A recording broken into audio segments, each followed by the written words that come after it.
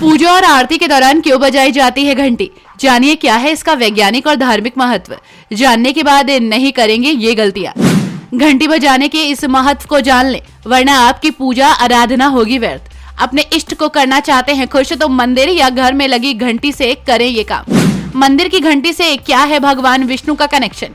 क्या इससे बदलती है आपकी किस्मत? जान ले क्या कहता है आपके घर में लगी घंटी की आवाज। आज के इस खास वीडियो में हम आपको बताने जा रहे हैं मंदिरों में उपस्थित एक ऐसी खास चीज के बारे में जिसको आप रोजाना पूजा के दौरान इस्तेमाल करते हैं। इसके पीछे एक वैज्ञानिक कारण है। मंदिर के द्वार पर और विशेष स्थानों पर घंटी या घंटे लगाने का प्रचलन प्राचीन काल से है, लेकिन इस घंटी या घंटे लगाने का धार्मिक और वैज्ञानिक महत्व आखिर क्या है? आखिर हम मंदिर में प्रवेश करने से पहले घंटी क्यों बजाते हैं और इसका क्या कारण है? ये सभी आपको सोचने पर मजबूर कर देता है। इसलिए आज की ये खास वीडियो मंदिर में लगी हुई घंटियों को समर्पित है। सबसे पहले आपको बता दें कि घंटियां 4 प्रकार की होती हैं। एक गरुड़ घंटी, दूसरी द्वार घंटी, तीसरी हाथ घंटी और चौथी घंटा।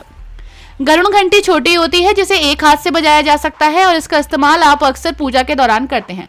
दूसरी होती है द्वार घंटी, ये द्वार पर लटकी रहती है।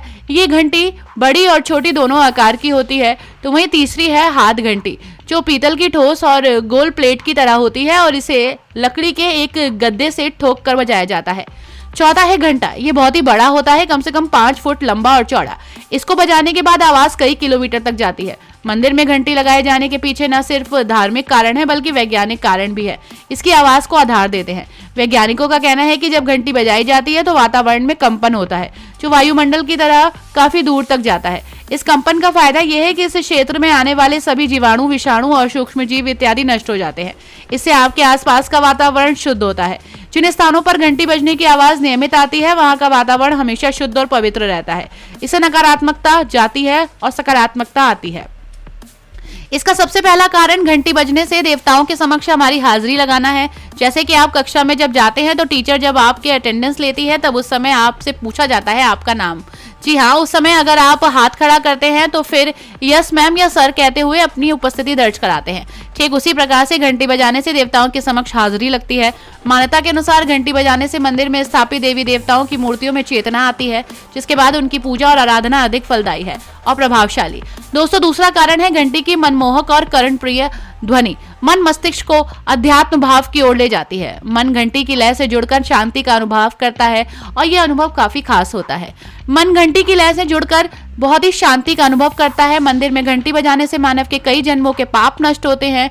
सुबह और शाम जब भी मंदिर में पूजा या आरती होती है तो एक लय और विशेष धुन के साथ घंटियां बजाई जाती हैं, जिससे वहां मौजूद लोगों को शांति और देवी उपस्थिति की अनुभूति होती है। तीसरा कारण है जब सृष्टि का प्रारंभ हुआ तब जो नाद यानी कि आवाज गूंजी, वही आवाज घंटी बजाने पर भी आती है।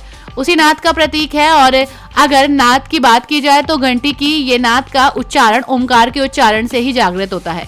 कहीं कहीं तो ये लिखित है कि जब प्रलय आएगा तब उस समय भी ऐसी ही नाद गूंजेगी, यानी कि उस समय भी घंटियां ही बजेंगी। और मंदिर के बाहर लगी घंटी या घंटे का काल का प्रतीक भी माना जाता है। और ऐसा भी कहा जाता है कि जब आप घंटी बजाते हैं तब आप देवी देवताओं का ध्यान अपनी ओर आकर्षित करते हैं, जिसकी वजह से ये आपके लिए ज्यादा फलदायी होता है। ब्यूरो रिपोर्ट, पंडित जी का पत्रा।